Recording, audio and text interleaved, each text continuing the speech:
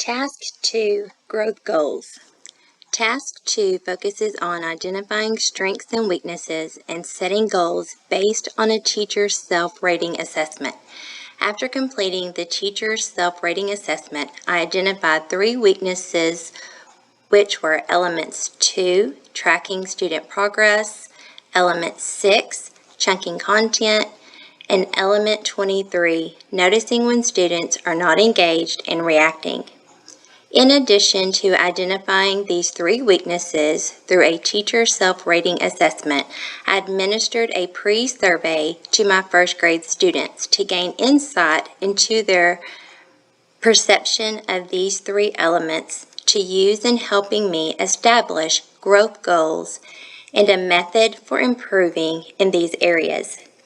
Based on the data presented from the pre-survey, Element 23, Noticing when students are not engaged in reacting, had a higher mean of 2.70 with a smaller standard deviation of 0.26 in comparison to the other 2 elements, which in turn means my students' behavior and understanding of Element 23 are consistent in comparison to one another. Their behavior and understanding of Element 23 are less dispersed from the mean, causing Element 23 to be stronger than the other 2 elements.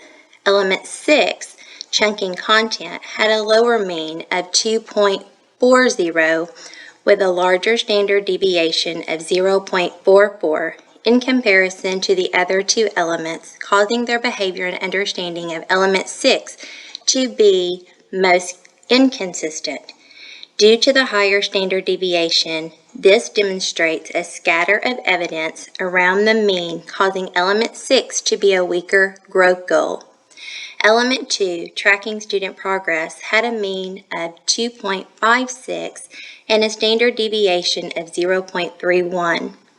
which showed less consistency in student behavior and understanding as a class than shown in Element 23, but it showed more consistency than what was shown in Element 6.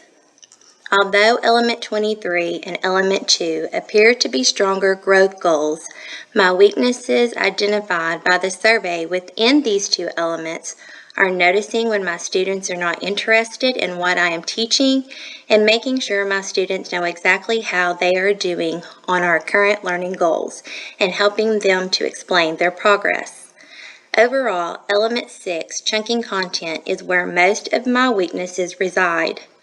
The weaknesses identified within Element 6 are checking in with my students to see if they understand what I am instructing, monitoring the time spent during instruction based on my students' prior knowledge, and stopping to ask my students to talk about what we just learned.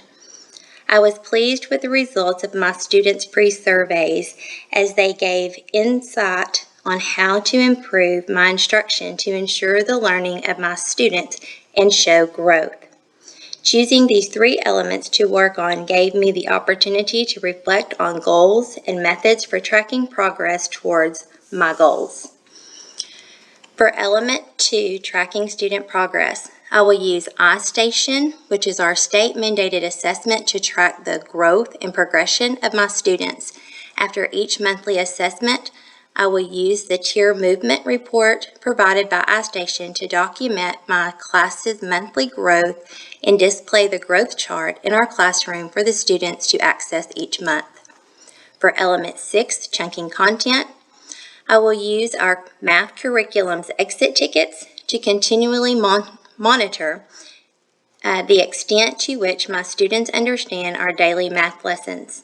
I will use the math exit tickets as a guide for chunking content for instruction implementation.